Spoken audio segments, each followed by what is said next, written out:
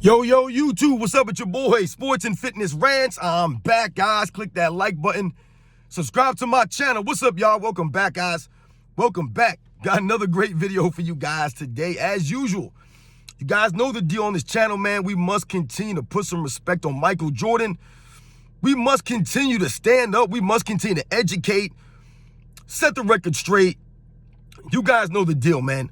And I want to thank everybody out there, man, everybody across the world, everyone across the states, man, that's been supporting my channel, guys. I'm truly humbled by all the support, guys. It means a lot, for real. I mean, much respect to everybody out there, man. Everybody in the membership, shout out to all you guys, man, for real, for the continued support. And we must continue to do this.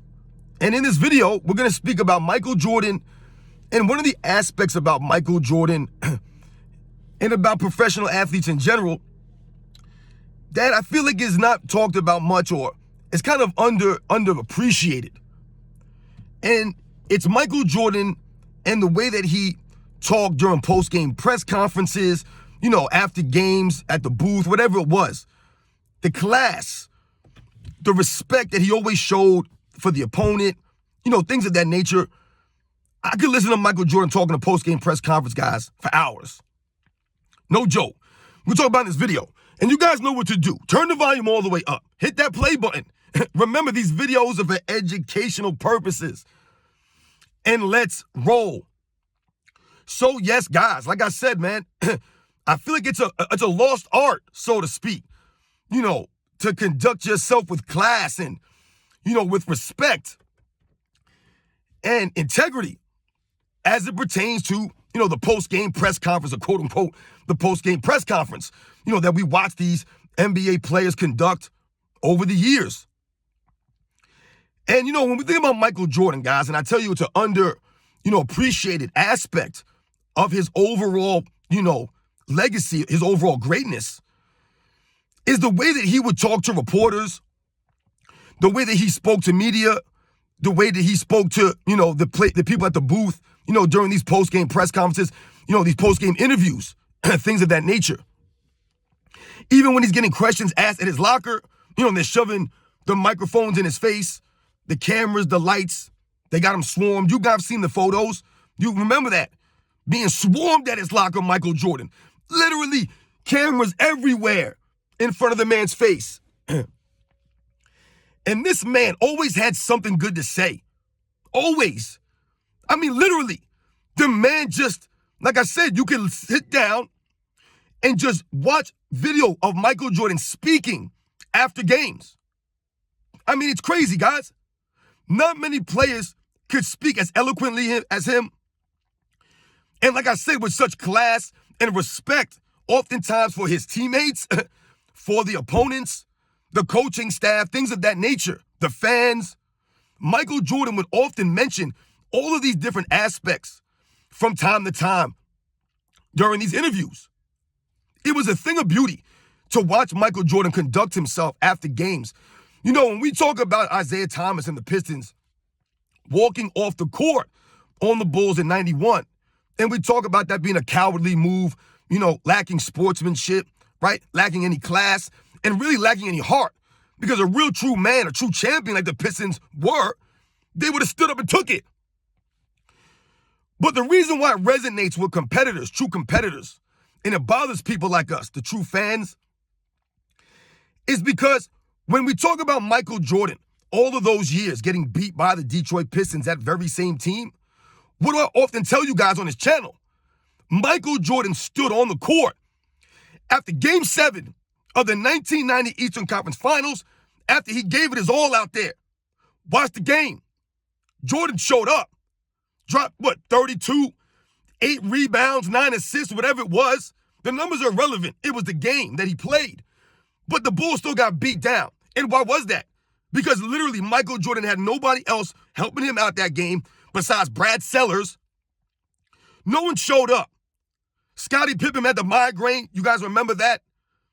Where was Horace Grant? Nowhere. Bill Cartwright? Did any of these guys step up? No, they did not. They shrunk in the moment of Game 7 against the bad boy Pistons. They were scared, right? They weren't ready yet.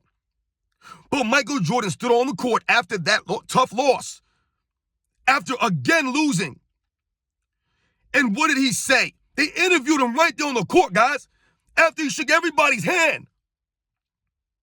And he said, we got to get better. We're not on their level yet. They're where we want to be. That's literally, guys, word for word what he said. That's literally what he said.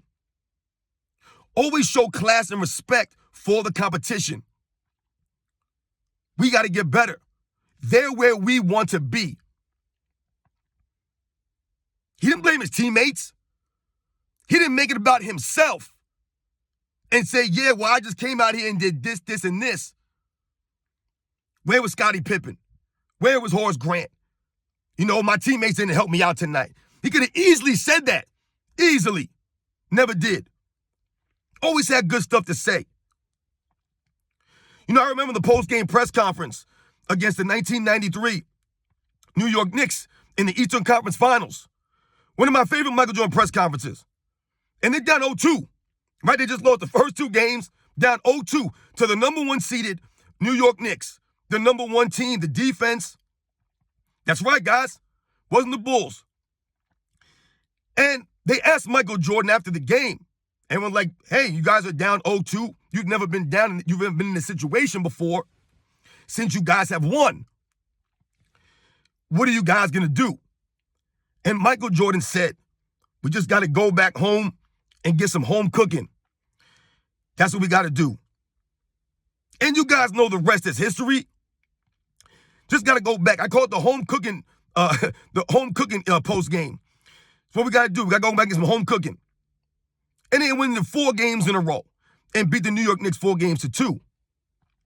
All meanwhile, Michael Jordan's taking questions, criticisms, all kinds of heat for going gambling in Atlantic City, right? The night before that game. People were blaming that as the reason why the Bulls were down 0-2. You know, a lot of times people try to act like Michael Jordan was carried by the media and the press. These guys were sweating Jordan all the time for stuff. This man was always getting blamed for nonsense. The man's out in Vegas, nothing's going on, doing nothing illegal, broke no team rules, nothing. And the media's making it a thing. And he was still conducting himself with class in the post games, like he always did. You know, I think about that game against that post game press conference. You know, I mean, listen, there's so many ones, man. But I'm thinking about the post game press conference against the Indiana Pacers in 1998 Eastern Conference Finals. And the Bulls series was tied 3-3. They had just lost, right, the game 6. And, you know, Reggie Miller had that push off, hit the shot, right? You guys remember that? In the post-game press conference, once again, they asked Michael Jordan, man, you guys are on fumes. You guys are beat down. You guys are grinding here, trying to go for another three-peat. Michael Jordan had the bandage on the eye. You guys remember? He had the bandage on the eye. And what'd he say? They still got to come through Chicago. They still got to come through Chicago, right? He said, Utah, Indiana, they still got to come through Chicago. That's what he said, man. My goodness. Michael Jordan, man, he ain't playing games out here. He means what he says, and he says what he means. He's like, all right, no doubt. They still got to come through Chicago. They still got to come to Chicago. We got home court. And I told you guys, Michael Jordan is 24-0 with home court. 24-0. That's what he's saying. They still got to come to Chicago. This man was sensational in the post game. Sensational. I remember all kinds of times, man, bigging up Horace Grant, bigging up his teammates. Like I said, bigging up the opposition. I remember against the 1992 Eastern Conference Finals when he went against Joe Wilkins, the Jordan stopper. You guys remember? And, no, that wasn't 92. The 1993 second round, the 1992 Eastern Conference semifinal against the Cleveland Cavaliers. The Cavaliers had brought in Joe Wilkins from the New York Knicks a year before, right? And Joe Wilkins was a very capable, solid defensive player. He played Michael Jordan very good, all right, when he played for the New York Knicks. All those years they would battle. Joe Wilkins was a very good defensive player, man. He was solid, man. He gave max effort. He hustled. I told you, these guys studied film on Michael Jordan, man. They weren't playing games. They weren't going to get embarrassed. So they bring in the Jordan stopper, right, to guard Michael Jordan in the semifinal, right? The Cavs can never get over the hump. They can never beat the Bulls. So Gerald Wilkins comes in with the hype. I told you, Gerald Wilkins said before the series started that he guarded Michael Jordan, or he felt that he guarded Michael Jordan better than anybody in the league at that time. That's what he said in the papers. You guys don't want to do that with Michael Jordan, right? So, you know Michael Jordan came out, right? I told you guys, he torched Gerald Wilkins for like 40 plus in that first game, if I remember correctly. Just came out and crushed him, right? Crushed him. And what happened in the post-game press conference? Did Michael Jordan come out here with some bravado and some arrogance and talk about, hey, who's Gerald Wilkins, man? I'm Michael Jordan. Gerald Wilkins ain't nobody. He's talking trash in the paper. He's no one. I'm Michael Jordan. I just dropped this. I just did that. No, he didn't say none of that. You know what he said, guys? He said, shout out to Gerald Wilkins, man. He said, I know he came ready today, and I know he's going to come back hard next game. He's like, I got a lot of respect for his game, for what he brings. He's like, and I knew he was going to be prepared. He goes, and I took the challenge. I accepted the challenge. That's what he said. I accepted the challenge. Because what have I told you guys about Michael Jordan? He respected the competition, guys. The competition. It didn't matter what the name on the back of the jersey said. You know, oftentimes you hear these idiots. They talk about who was Michael Jordan guarding? Who was guarding Michael Jordan? Because they don't understand and they don't realize, first, the guys that were actually playing in this era, like a Gerald Wilkins, right? But they get too wrapped up in the name on the back of the jersey. Michael Jordan never got wrapped up in that. So it didn't matter who he was going against because he knew these guys were going to give it the all. They're going against me, Michael Jordan. They're not half-stepping. I told you, these guys watched film on Michael Jordan. They game planned for Michael Jordan. These guys took pride in making Michael Jordan work for it. That was the whole game. That's the 90s and the 80s, y'all. That's what it was. These guys were out there. Didn't matter. Michael Jordan didn't matter what their name said. He was going to give them his same effort, his same energy, regardless if it was Joe Dumars or Joe Wilkins. It didn't matter. Did not matter. If it was Craig Elo or Dennis Rodman, it didn't matter. And Michael Jordan in the postgame press conference respected Joe Wilkins and showed respect for Joe Wilkins and appreciation for Joe Wilkins and said he'll be ready next game, and so will I.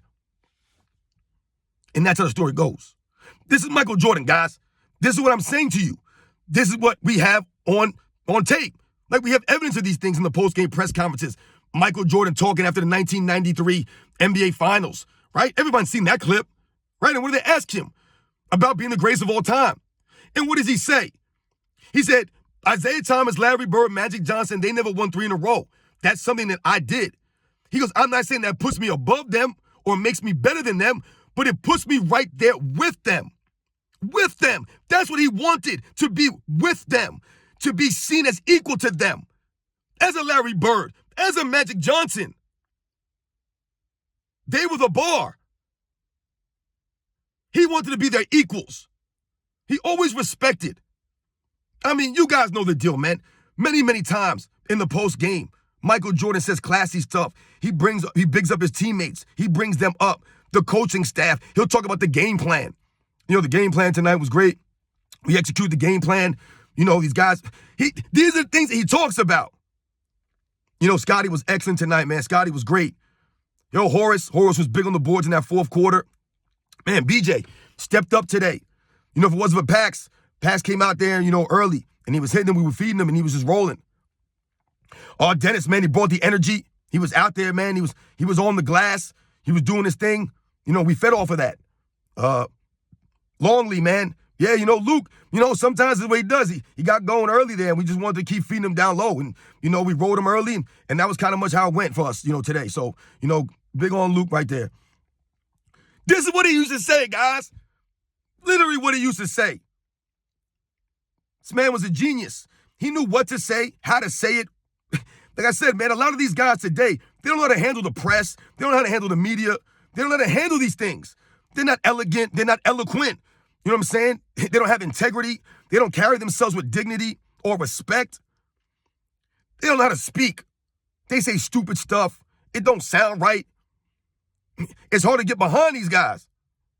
Michael Jordan, when people talk about, oh, Michael Jordan this, Michael Jordan that, and they talk about him not saying things or saying up or standing up for things or speaking on things. Once again, Michael Jordan understood his place in society and what he meant to society. And for Michael Jordan, what he meant for us in society growing up was nothing political or any of that stuff. That's not what Michael Jordan represented. I told you, Michael Jordan represented greatness, excellence. That's what he represents. That's why you're the Michael Jordan of something. This is not a political thing. This is not about anything to do social justice and all this other nonsense that's going on in the world, man, that people deal with. That's not Michael Jordan. That's not anything that he has anything to do with or represent. Michael Jordan always conducted himself with class, dignity, honor. Honor. Remember that. People try to make other people to be who they think they should be. That's insane. Are you kidding me?